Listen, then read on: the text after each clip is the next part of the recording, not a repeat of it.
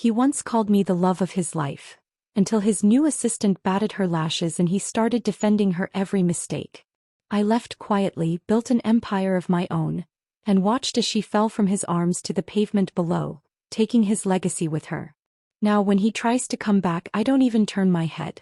The crystal chandelier above our dining room table glimmered faintly, casting its warm gold light over a perfectly laid-out dinner I had spent the entire afternoon preparing.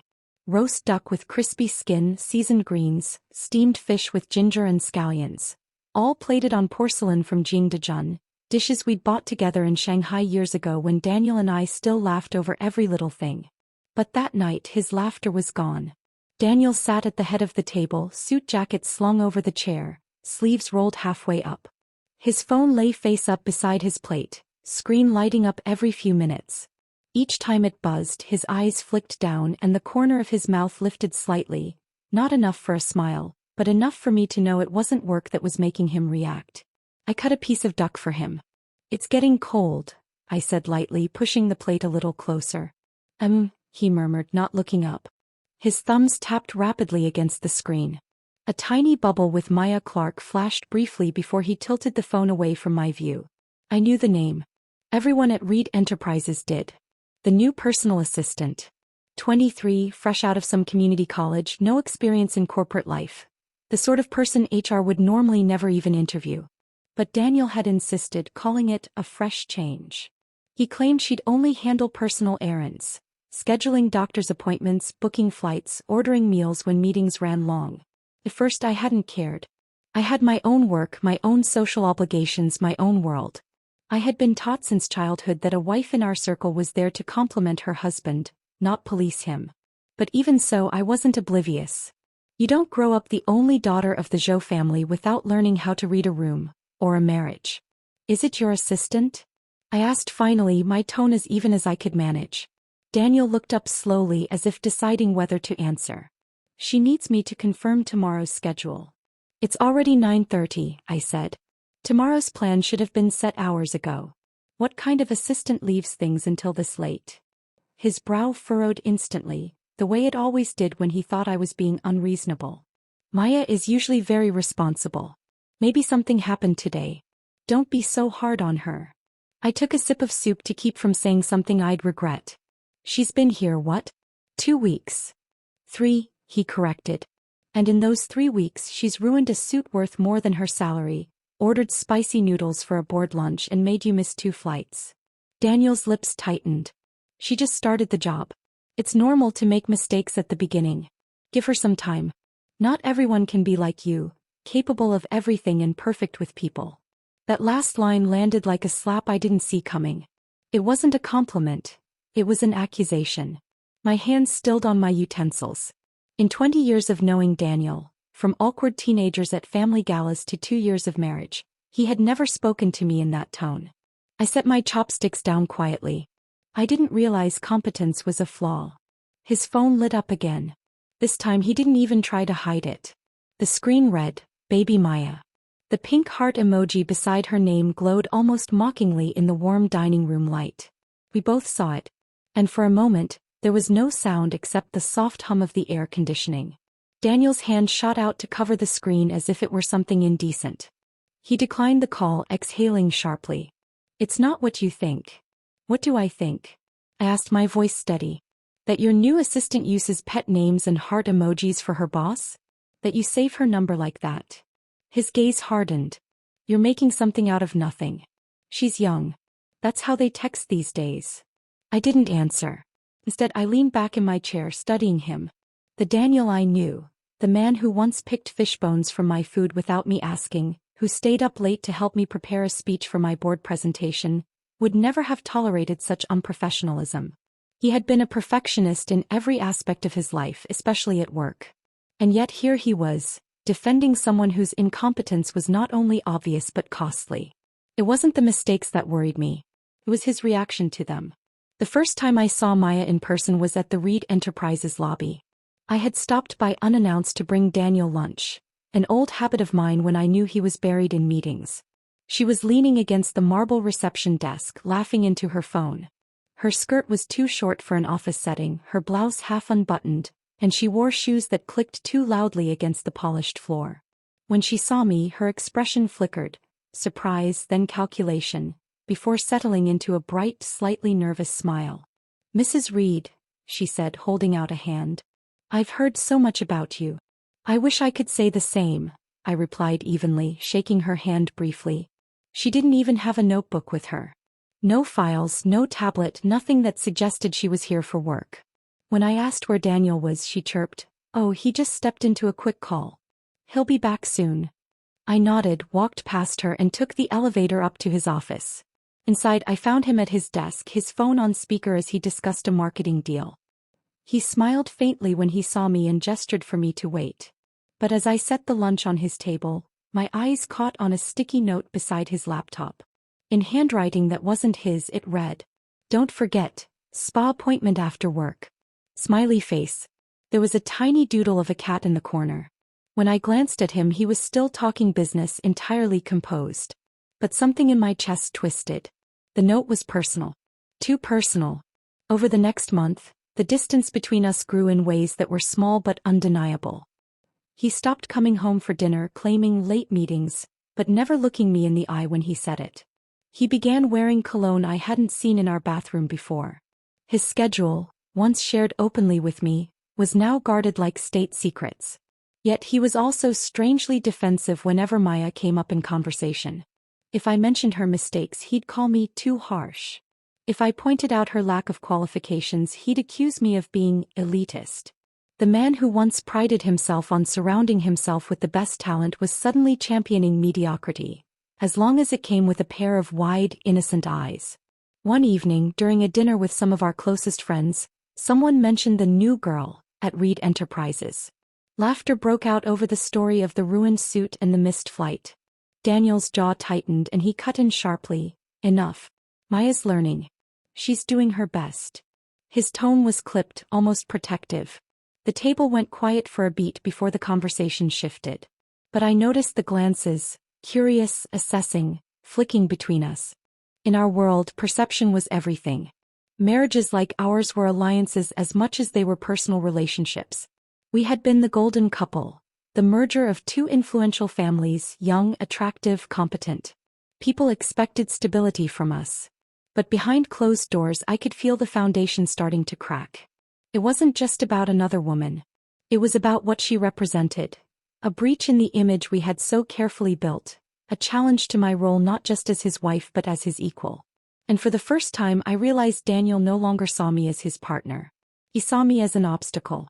That night, after he left for yet another client dinner, I sat alone in our bedroom. The city skyline stretched out beyond the floor-to-ceiling windows, lights twinkling like indifferent stars. I thought about calling my mother, but I already knew what she'd say. Endure it. Protect the family name. But endurance was not in my nature. I had been raised to hold my head high, to never let anyone, not even my husband, make me small. As I set my phone down, it lit up with a notification from the Reed Enterprises internal newsletter. The headline made my stomach turn. CEO Daniel Reed credits personal assistant for boosting efficiency. There was a photo, Daniel standing beside Maya, both smiling for the camera. Her hand rested lightly on his arm, her head tilted just enough to make the pose look intimate rather than professional. I stared at the image for a long time before closing the laptop. A cold clarity settled over me. If this was the beginning of whatever game Daniel was playing, then fine. I had always been a quick learner. And if Maya Clark thought she could step into my world and remain untouched, she was about to find out just how sharp and calculated I could be. The rain that morning had been relentless, the kind that blurs the skyline and turns the city into a watercolor painting. I had just finished a conference call with a research partner in London when the sound of a doorbell echoed through the apartment. It was a weekday and Daniel was at the office. We weren't expecting anyone. I slipped on my slippers and crossed the marble floor toward the door, pulling it open, and there she was. Maya Clark. She stood in the hallway with a bright, almost giddy smile, her twin ponytails bouncing like she'd just stepped out of some college orientation rather than a corporate office. The skirt she wore barely qualified as professional, pleated navy several inches above the knee, paired with a white blouse that clung in the wrong places. At her collar, a little bow tie hung slightly askew as if she'd tied it in a rush. "Mrs. Reed," she greeted sweetly, shifting her weight from one leg to the other. Mr. Reed asked me to come pick him up this morning. I glanced at the clock on the wall behind her. It's nearly 11. He left for the office 3 hours ago. She blinked as though the concept of time hadn't occurred to her. Oh, maybe I got the schedule wrong. But since I'm here. Without waiting for an invitation, she stepped inside, her high-heeled Mary Janes clacking against the polished floor. The sound made me flinch. I had grown up in a home where people removed their shoes before stepping on certain rugs or wood floors. A respect for craft and cleanliness drilled into me since childhood. And then I saw it. Each step she took left behind faint, irregular brown marks. My eyes dropped to her soles, wet, clumped with mud. And my stomach turned because I knew exactly where she was heading, toward the living room. Stop, I said sharply, but she was already halfway across the room, her shoes sinking slightly into the thick fibers of the pale cashmere rug beneath the coffee table. That rug was no ordinary decor. It had been a gift from Daniel's mother on our first anniversary. Woven in Italy, custom-dyed to match the ivory undertones of our living room. She told me she'd carried it back herself on the plane because she wanted her gift to be more than just expensive. She wanted it to be personal. It was not something you could simply wipe clean. Oh no! Maya exclaimed suddenly, glancing down and feigning shock. I'm so sorry, I didn't even notice. She bent her knees slightly, making herself look smaller, her hands hovering over the soiled patch as though she might magically erase it with the power of regret alone. I folded my arms. That's because you weren't paying attention. Her big brown eyes welled instantly, the kind of rapid-onset tears I'd seen in dramas and boardrooms alike. The save me I'm harmless look. I didn't mean to, Mrs. Reed. I really didn't. Her tone was soft, almost tremulous, like a child afraid of a teacher's scolding. But the thing about women like Maya was that they weren't afraid. They thrived on this performance, the act of appearing vulnerable while subtly painting you as the aggressor. I opened my mouth to respond, and heard the sound of the elevator doors sliding open. Footsteps. And then Daniel's voice coming from behind me. What's going on? I turned to see him walking in, his tie loosened as if he'd just stepped away from a meeting. His eyes scanned the scene, Maya kneeling by the rug, my arms crossed, and his jaw tightened. Before I could explain, Maya's voice trembled in the air. I dirted the rug. The beautiful one your mother gave you. Mrs. Reed's right to be upset. I should have been more careful. She bowed her head in shame, the picture of humility. Daniel's gaze swung to me. But instead of siding with his wife, whose home, gift and property had just been disrespected, his expression cooled. Not everyone was born into privilege, Elena, he said. Looking down on people for small mistakes. Is that what you call grace and poise? For a moment I simply stared at him, stunned. Grace and poise? I'd spent my entire life embodying those qualities for our families, for business partners, for Daniel himself. And here he was, publicly questioning them, over this girl who had been in his life for barely 3 months. My fingers curled against my arms. Daniel, she tracked mud across. He cut me off, already shrugging out of his suit jacket. But instead of placing it on a chair or handing it to me, he stepped toward Maya and draped it gently over her shoulders. It wasn't just any jacket. It was the custom anniversary suit I had commissioned for him the year before. Midnight blue, tailored in Milan with his initials embroidered inside the cuff. I'd worked with the designer for weeks to get it perfect because I believed details mattered. Seeing it on her was like watching a private memory be stolen in plain sight. Let's go, he said to her softly. Maya nodded, clutching the jacket tighter around herself, like it was a blanket of protection. She cast one quick glance at me, not a look of apology but one of subtle triumph, before following him out. The sound of the elevator doors closing was deafening in the sudden quiet. I stood there for a long time, my pulse thudding in my ears, staring at the ugly smear of mud that had spread across the rug fibers. It wasn't about the rug. It wasn't even about Maya. It was about the fact that in my own home, in front of my own husband, I had been rendered irrelevant. And that was the moment I knew. Daniel Reed wasn't just flirting with danger. He was replacing me. The ballroom at the Rosewood Grand was already full when I arrived with my parents. Gold light pooled over the polished marble floors, reflecting off towering arrangements of peonies and orchids. Waiters glided between tables, the air filled with the low hum of polite conversation, clinking glasses, and the faint notes of a string quartet in the corner. It was my father's 60th birthday, a milestone that meant more than just family celebration. For the Zhou family, this was a chance to reinforce our presence in the city's business elite, to show strength, unity, and stability. Every seat was filled with someone important: shareholders, partners, old family friends. Daniel was supposed to arrive with me. That had been the plan. But as I smiled and accepted birthday wishes on my father's behalf, I kept glancing toward the entrance. 10 minutes passed. Then 20. I told myself he was delayed by work, maybe a meeting running over. But deep down, the knot in my stomach already knew the truth. When the heavy double doors finally opened, the hum of conversation faltered. Heads turned.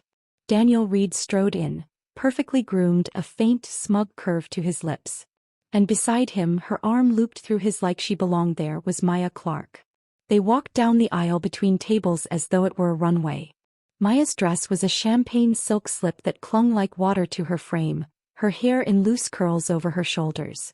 She wasn't wearing a coat, but she was wearing the midnight blue suit jacket, my anniversary gift to Daniel, draped casually over her shoulders like a trophy. Gasps murmured through the room. I was halfway down the staircase when Daniel looked up and saw me. For a fraction of a second, something flickered in his eyes. Hesitation, maybe even guilt. I thought he might turn back, might at least let go of her hand. Instead, he tightened his grip. We met at the foot of the stairs. My father's expression hardened instantly. My mother's lips thinned. Behind them, the whispers were already rising like smoke. Daniel cleared his throat. I used to live my life according to other people's expectations, he began, his voice carrying easily over the crowd. I got married because it was convenient, because it made sense for both families. But tonight, I want to speak the truth. I felt every muscle in my body lock. Truth? My father repeated, his tone sharp as steel. Daniel looked at me as if the rest of the room didn't exist. Elena, our marriage was never about love. We both know it. And honestly, he let out a short, humorless laugh. In bed, you're like a block of wood. I'm tired of pretending. The words hit like a physical blow. For a heartbeat, there was no sound at all. The quartet had stopped playing mid-note. Every single person in that room was staring at us, their expressions shifting from disbelief to shock to morbid curiosity. My mother swayed on her feet. Elena, she started, but her voice broke. Then her eyes rolled back and she crumpled into my father's arms. Someone call the doctor, one of our family friends shouted. My father eased my mother into a chair, his face turning an alarming shade of crimson. His hand shot out to the table beside him, seizing the antique celadone vase that had been a centerpiece, a gift from a Ming Dynasty collector, and with a roar he hurled it to the ground. The shatter rang through the ballroom like gunfire. That is enough, he bellowed. Reed family or not, you do not insult my daughter in front of me. Daniel opened his mouth to speak again, but my father cut him off with a glare so sharp it could have cut glass. You bring your plaything into my family's celebration, you humiliate my daughter in front of everyone we know, and you think there will be no consequences? He turned to the crowd. From this moment forward, every joint venture between the Zhou and Reed families is terminated. Every agreement. Every investment. Gasps rippled through the guests. They knew exactly what that meant. The Zhou family's projects accounted for nearly a third of Reed Enterprises' liquidity. Cutting ties wasn't just symbolic. It was a financial strike. Daniel's jaw tightened, but he didn't release Maya's hand. She stood beside him, head lowered, pretending shyness but with the faintest hint of a smirk at the corner of her lips. I looked at her and felt nothing but a cold, detached clarity. She thought she'd won. She thought walking into this room on Daniel's arm was her coronation. But I knew better. I turned to my father. It's fine, I said softly. I'll take care of it. Then without looking back at either of them, I walked out of the ballroom. My heels clicked against the marble with each step, steady and deliberate. That night, after ensuring my mother was resting, I called my lawyer. We had already been gathering evidence quietly, suspicious transactions, messages, witness statements. Now I told him to proceed. The divorce papers were drafted within days. Daniel didn't fight. Maybe he thought it was a victory that he could finally be with Maya without interference. He didn't even try to preserve dignity. In the settlement, I took the apartment, the art collection, and a significant portion of his company shares.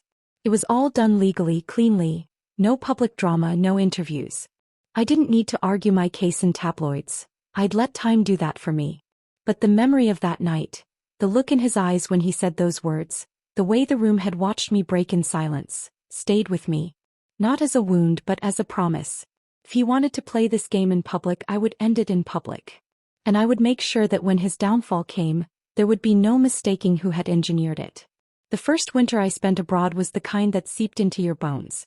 In London, the cold didn't come with the clean, dry bite of Beijing winters. It clung, damp, lingering, heavy. I buried myself in coursework, research, and the unfamiliar rhythm of a life lived entirely for myself. I'd gone overseas to escape the wreckage Daniel Reed had left in his wake. But as the months turned to years, I realized I wasn't just running from him. I was running toward something else entirely. By the end of my second year, my doctoral thesis was attracting attention in academic circles. By the fourth, my research had spun off into a consultancy project. By the fifth, I was managing a small but highly specialized business intelligence firm. Our client list spanned continents. My calendar was booked months in advance. I didn't date. Not seriously. Men appeared, made their attempts, faded into the background. I wasn't uninterested, I was simply occupied. And perhaps deep down still too familiar with the taste of betrayal to risk swallowing it again. 5 years later, my return to the city was meant to be quiet. I was back for a 3-day academic forum, invited as one of the keynote speakers. My flight had landed that morning, my suitcase still in the trunk of the taxi when I left the conference center. That's when my phone rang. "Elena, where are you?" It was Sienna, a friend from my university days. "We're all waiting for you." Waiting? I shifted my phone to the other ear. "Sienna, I told you I'm only in town for—" "Don't even try," she interrupted. "You thought you could sneak back into the city without a welcome party? Not a chance." Before I could protest, she had already texted me an address. "Be here in 20 minutes. No excuses." The driver pulled up in front of the Shangri-La's grand entrance. "Sienna," I murmured into my phone, "I am not dressed for—" But she'd already spotted me. From the curb, she waved enthusiastically, ignoring my pointed glance at my travel-worn coat and scuffed suitcase. "You look fine. Come on." Inside, the banquet hall shimmered under crystal chandeliers, the air filled with the mingling scents of champagne and expensive perfume. This was not a casual dinner among friends. This was the city's upper circle in full display. As we stepped through the entrance, the hum of conversation dimmed, replaced by the subtle ripple of curiosity. It had been 5 years since most of these people had seen me. I could almost hear the unspoken questions hanging in the air. Was she here to stay? Had she forgiven? Had she forgotten? And then my eyes caught on a familiar figure at the far end of the hall. Daniel Reed. He was standing near the entrance to the adjoining terrace, his posture as composed as ever, his hair just beginning to silver at the temples. Time had sharpened his features rather than softened them. He looked less like the golden boy heir and more like a man accustomed to commanding a room. Our eyes met across the distance. For a moment, it felt as though the crowd faded, leaving just the two of us.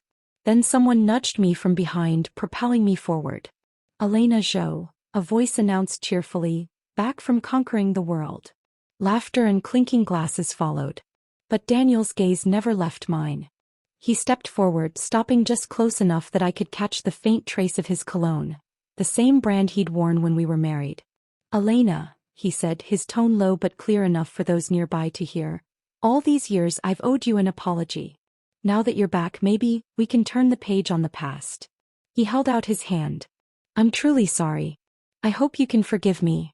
The watching crowd leaned in, eager for reconciliation, the kind of drama high society adored, where old wounds were healed with a handshake and the narrative of mutual respect could be spun at the next gala.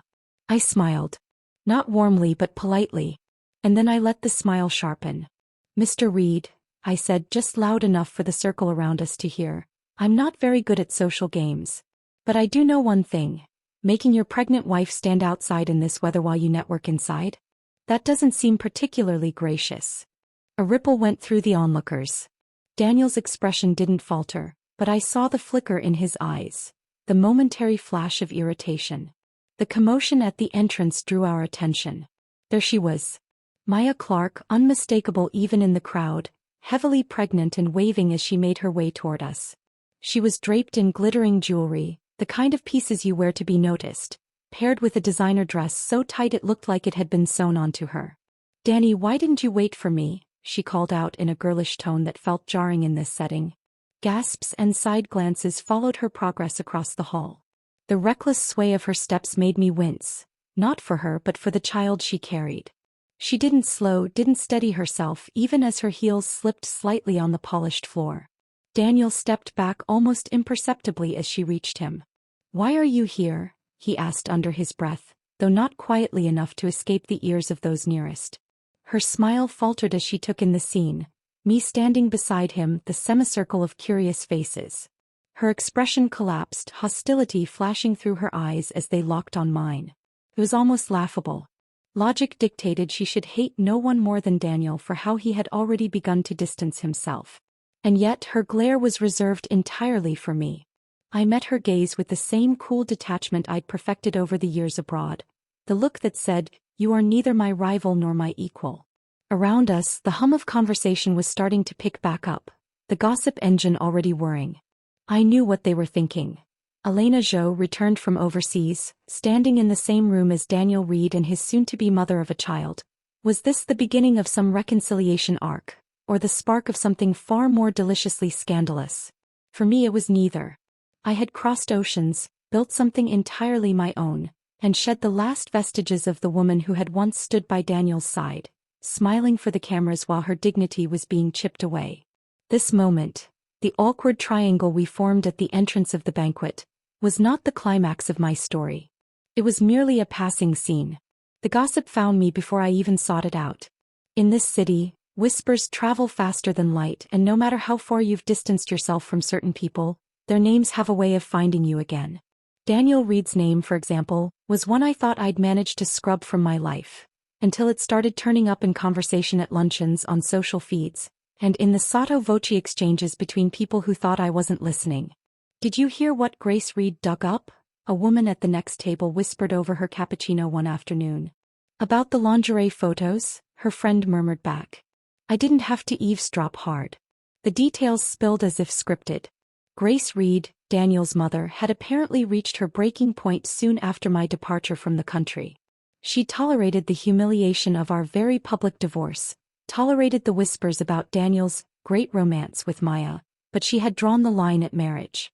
The Reed name, she'd always believed, stood for respectability, the kind built over generations of steady, dignified dealings. And Maya Clark did not fit that mold. So Grace hired someone, several someones in fact, to look into Maya's background. The findings were not flattering. In college, Maya had cheated on multiple exams, once sending her boyfriend in to take a test in her place. That same boyfriend had later posted photos of her, not quite explicit, but enough to leave little to the imagination, modeling lingerie for an online marketplace. The listings, though old, were still archived in corners of the internet accessible to anyone with the right search terms. Grace, I was told, confronted Daniel with this evidence, believing it would be enough to shake him out of his infatuation. She underestimated just how far he had fallen. Daniel didn't deny the past. He said he excused it. "She was young," he supposedly told his mother. "She's different now. People change." And then he went further, hiring a PR firm to wipe as much of her history from the internet as possible, paying for takedown notices, even going so far as to commission a forged degree from a prestigious European university to lend her credibility. Friends who were close to the Reed family at the time said they had never seen Daniel like that. Obstinate, defiant, unwilling to bend to his parents' will. For a while people romanticized it. "If a man fights his family for you," one columnist wrote, "he must really love you." I'd once thought so too. Eventually the Reeds gave in. An engagement party was arranged, though not with the grandeur most would have expected for Daniel Reed. The guest list was limited, the event kept out of the society pages. A decision Grace no doubt pushed for, hoping to limit the inevitable damage. Maya, however, saw the ring on her finger as a coronation. She began introducing herself as Mrs. Reed before the wedding even took place. She posed for magazine spreads, launched a social media series about how to win a man's heart, 10 episodes of curated giggles, hair flips, and anecdotes about being your authentic self. It might have worked had she stayed in her carefully staged lane. But the internet has no mercy. A rival company, one that had been circling Reed Enterprises for years, saw an opportunity. They bought trending spots on social platforms, using them to amplify mocking edits of Maya's videos. Memes sprouted overnight, side-by-side comparisons of her poise, and the old lingerie photos Grace had failed to erase completely. The mockery wasn't just mean, it was viral. Hashtags about Mrs. Reed's man-catching tips trended for days. In the world Daniel and I came from, ridicule was more corrosive than scandal. A scandal could be explained away. Ridicule stuck. Reed Enterprises stock dipped. Clients postponed deals. For a company that had built its reputation on discretion and stability, the association with a viral punchline was poison. Maya's solution? She went live on social media one night, her makeup smeared to look as though she'd been crying for hours. "I'm pregnant," she announced, one trembling hand resting on her still flat stomach. "And my future mother-in-law has been abusive." The word hung in the air like smoke. She didn't elaborate much, only hinted at coldness and manipulation, letting viewers fill in the blanks. She sobbed into the camera, saying she'd done nothing but love Daniel and the family, and that if she wasn't accepted she'd cause an even bigger storm. It was a threat disguised as vulnerability, the very tactic she'd perfected years earlier. Daniel predictably caved. The wedding was rushed. Invitations were sent selectively. The guest list was smaller than my own engagement dinner had been. There were no magazine covers, no society photographers, no articles about the union of two prominent families, because this was no such union. From what I later heard, even the atmosphere was subdued. Daniel looked tired, his smile never reaching his eyes. Maya, in contrast, beamed like she'd just won the final round of a competition. But marriage, I knew, was not the final round. It was only the next stage of the game. And cracks, once they formed, spread quickly. Within months, the arguments began. At first they were whispered about in private gatherings. A fight at a charity dinner, a scene at a hotel lobby. Then the stories got louder, stranger. Maya demanding Daniel cancel business trips to accompany her on vacations. Daniel leaving events early to avoid her public sulking. Friends of mine who'd once been eager to bring up Daniel's love story, now rolled their eyes when his name came up. "He's paying for it now," one said over lunch almost gleefully. I sipped my tea and said nothing. Because in my mind I could already see where this was headed. And unlike 5 years ago, I had no stake in saving him from himself. The ballroom of the Grand Metropolitan glittered with understated wealth. Not the ostentatious kind flaunted in tabloids, but the quiet, inherited kind that came from generations of careful deals and tightly held assets. Crystal chandeliers bathed the room in warm light, the scent of orchids mixed with the faint salt of the nearby harbor drifting in through the terrace doors. I had been here before countless times back when Daniel and I were married. This world hadn't changed much in my absence. The same families, the same undercurrents of competition disguised as polite conversation. What had changed was me. I no longer stood in these rooms as Daniel Reed's wife. I stood on my own with my own accomplishments, my own company. Tonight I was here at the invitation of a tech consortium interested in partnering with my firm. Daniel was also here, though I had yet to cross paths with him. I'd seen him earlier from across the room in a circle of industrial magnates, his posture effortlessly commanding. "Funny thing," a friend of mine murmured as she leaned toward me, "nobody mentions her name here anymore." I glanced at her. "Why is?" She nodded, lowering her voice further. "It's like an unspoken rule. People have learned to keep her out of conversation. Too many incidents." I arched an eyebrow. "Incidents?" Before she could elaborate, the atmosphere shifted. A subtle ripple in the air like the hush before a storm. Heads turned toward the entrance. The double doors swung open. And in she came. Maya Clark, her hair a cascade of polished curls, makeup flawless, lips painted a defiant crimson. Her gown was gold sequins, clinging to every curve, the slit high enough to be a statement. Around her neck, a choker of diamonds caught the light like tiny flashes of lightning. She walked in as though the room belonged to her, and in doing so disrupted the delicate balance of the evening. People moved aside, some out of curiosity, others out of discomfort. Maya didn't notice or didn't care. She made a beeline for Daniel, who had just turned toward the disturbance. "Danny," she called, voice pitched to Carrie. "Why didn't anyone call me to join?" The conversations around us thinned to silence. Daniel's expression darkened almost imperceptibly. "Didn't I tell you to go home?" Her chin lifted, defiance in every line of her posture. "Why is there any party I'm not allowed to attend? I get it if you exclude me from business events, but even social gatherings with your friends? Why am I always left out?" "Maya," he began, his tone warning. But she was already stepping closer, her voice rising. "Don't you love me anymore? You promised when you proposed that you'd do anything for me, even pluck stars from the sky. But now I ask you to just be with me tonight, and even that's too much." The crowd had shifted into a half-circle around them, caught between fascination and discomfort. No one dared intervene. Maya's eyes were bright, not with tears, but with the charged energy of someone performing for an audience. She turned suddenly, sweeping her gaze across the room until it landed on me. "Look," she said, pointing. "Elena's here. Say it in front of her. Say you love me the most. Come on, Daniel, say it." I felt dozens of eyes flick between us, reading the tension, savoring the drama. Daniel's jaw worked, a muscle ticking near his temple. "This isn't the time. Say it." Her voice cracked sharply in the vast space, echoing off marble and glass. And then it happened. The sharp sound of his hand meeting her cheek sliced through the air. The room froze. Maya's head snapped to the side from the impact, a red bloom already forming across her skin. For a second she stood motionless, eyes wide in disbelief. Gasps rippled through the guests. A few people exchanged glances, their expressions a mix of shock and vindication, as though they had seen this coming but hadn't expected it tonight. Daniel's voice was low, each word clipped. "Go home. No. Stop embarrassing yourself." Maya's lips parted as if to protest, but no sound came. The defiance drained from her face, replaced by something I hadn't seen from her before. Not the practiced vulnerability she wielded like a weapon, but genuine confusion. She turned slowly, scanning the crowd as if looking for someone to come to her defense. No one moved. Finally she walked out, her heels clicking a retreat against the marble, the diamond choker at her throat catching the light one last time before the doors closed behind her. Daniel didn't stay much longer. He murmured something to his companions, then left through a side exit, his posture taut.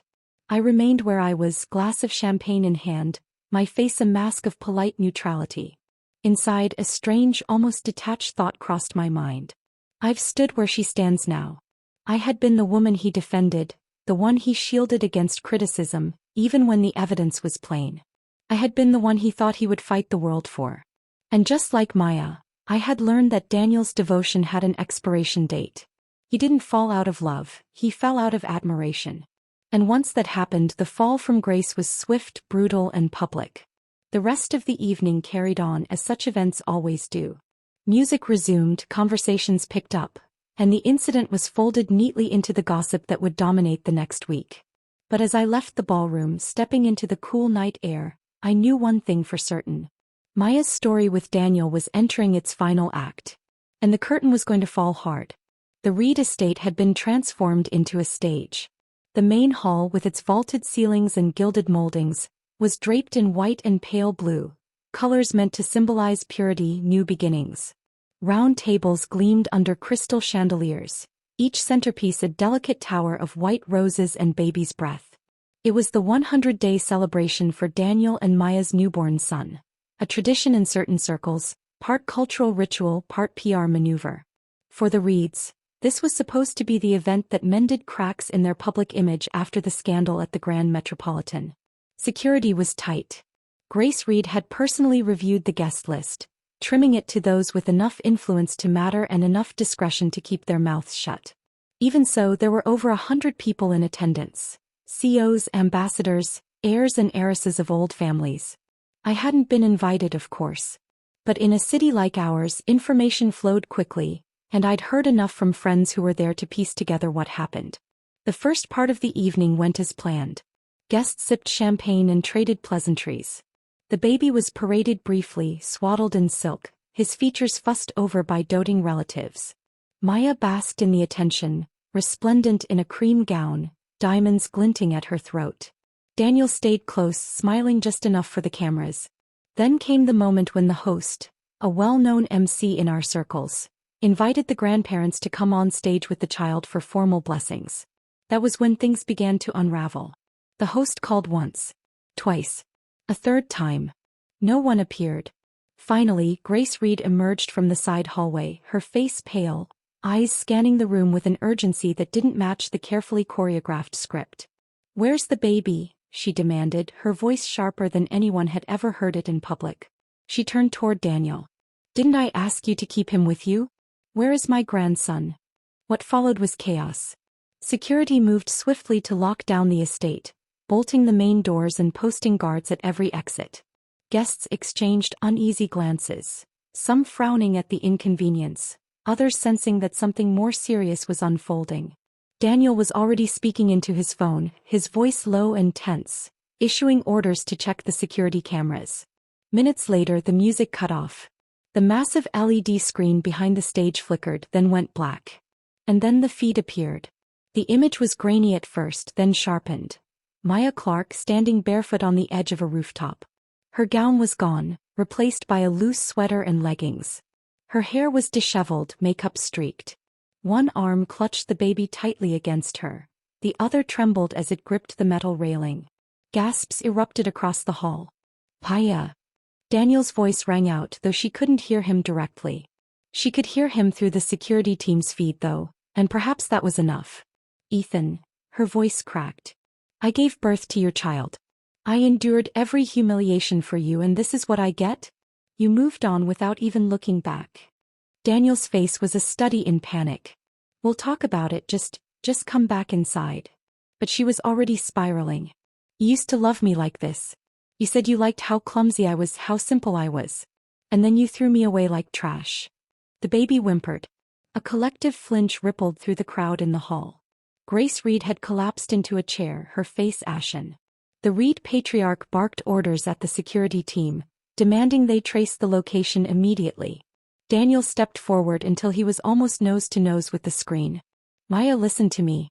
Bring our son back and I'll give you whatever you want." Her lips twisted into a bitter smile. "Then say it. Tell me you love me." He hesitated. Just for a second. But it was enough. Her laugh was jagged, broken. "Even now you can't do it. You still think you're too good for me." The camera shook violently. Someone screamed. And then the sound. The sickening thud as two bodies hit concrete. The hall fell into silence so complete it was suffocating. Daniel dropped to his knees, his head in his hands. Then, as if some primal instinct had taken over, he slammed his fists against the stage floor, shouting her name over and over until his voice broke. The guests, frozen in place, could only watch as the once proud Reed family crumbled in real time. The tragedy was immediate and total, but the consequences would echo far longer. News of the incident spread before the night was over. By dawn, every major outlet had the story, and social media was ablaze with commentary, speculation, and condemnation. The narrative was devastating. A mother and infant dead in a public tragedy, witnessed by half the city's most powerful people, all tied to the Reed name. Business partners began withdrawing. The Reed stock price plunged. And within weeks, whispers began that creditors were circling, smelling blood in the water. The rain had just stopped when I arrived at the Sapphire Room. From the street, the glass facade glimmered with the reflections of the city's neon veins, but inside, the air was warm and rich with the scent of aged wine and truffle butter. This was no social event. Tonight's dinner was all business. The kind of dinner where entire markets could shift with the shake of a hand, where people spoke in numbers and strategies instead of pleasantries. I was here as the chairwoman of Zhou Global Intelligence, the company I had spent the past 5 years building, and the last year refining into a powerhouse. The business had grown beyond anything I'd imagined when I first left for London. Mergers completed, partnerships secured, a reach that stretched across 3 continents. It hadn't been easy. There were days when the weight of decision-making pressed so hard against my temples that I thought they might crack. But those days were mine. The victories were mine. The power was mine. And for the first time in my life, my happiness wasn't contingent on anyone else's approval. The dinner was already underway when I arrived. I was ushered to the head of the table, a seat that had once been Daniel's by default when we attended such functions together. Now the eyes that turned toward me didn't see a wife, they saw a leader. Halfway through the main course, a movement at the edge of my vision caught my attention. Daniel Reed. I hadn't seen him in person since the 100-day tragedy. News of the Reed family's decline had been impossible to avoid. The stock collapse, the withdrawal of key investors, the quiet but unmistakable retreat from certain industries. Once, the Reed name had been enough to open any door. Now it was a cautionary tale. He looked smaller. Not physically, he was still tall, still carried himself with a certain deliberate grace, but the effortless authority was gone. His suit was fine but not new. His watch was understated where once it had been a statement piece. The faint lines at the corners of his eyes seemed deeper, carved not by age but by strain. He approached the table with a wine glass in hand, stopping beside me. "Elena," he said, his voice low enough that the others could pretend not to hear. "It's been a long time." I looked up from my plate slowly. "Daniel." He raised his glass slightly as if to toast me. "You're exactly the same. Brilliant as ever. Nothing seems to trip you up." It might have sounded like a compliment from someone else. From him, it was an echo of old condescension dressed as admiration. I smiled faintly, setting down my fork. "And you're still trying to make other people believe what you can't convince yourself of." His lips tightened, but he recovered quickly, leaning in just enough that the conversation became ours alone. "I heard you're still single. You know, women always need to think about." I cut him off, my tone mild but sharp enough to draw a few curious glances from nearby guests. "Daniel, if you're about to lecture me on what women need, don't. I no longer take advice from men who've destroyed themselves trying to prove their worth through someone else's approval." For a moment the facade slipped. His eyes hardened, the flicker of something almost like desperation breaking through. "You've changed." "Of course I have," I said. "People either grow or they decay. You chose your path. I chose mine." He set the wine glass down, perhaps realizing he'd lost the moment, and tried for one last play. "Then at least let me wish you a happy birthday. 30 looks good on you." I reached for my clutch, glancing at my phone as though reminded of something more important than his presence, which in truth was anything at all. "Thank you. Now if you'll excuse me, I have better things to do than revisit old mistakes." I stood, offering polite goodbyes to the others at the table, and walked toward the exit without looking back. Outside, the city pulsed with life. Neon signs blinked, couples strolled hand in hand, and the scent of rain still lingered in the air. I paused for a moment, taking it all in, feeling the hum of the world around me, a world that was mine to navigate entirely on my own terms. Once I had clung to a cheap bouquet of roses from Daniel Reed as if it meant something. Once I had believed that playing the perfect wife was the key to fulfillment. But age, power, and loss had taught me something else. Roses wilt. Power endures. And as for the roses in my future, I would pick them myself. The end.